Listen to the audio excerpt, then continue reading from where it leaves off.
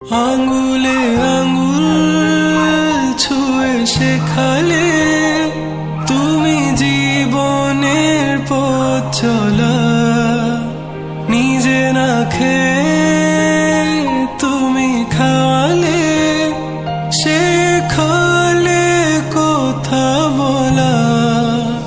বাবা তুমি আমার যত খুশির কারণ, বলো তোমার মতো করবে কে শাসন। বাবা তুমি আমার বেঁচে থাকার কারণ।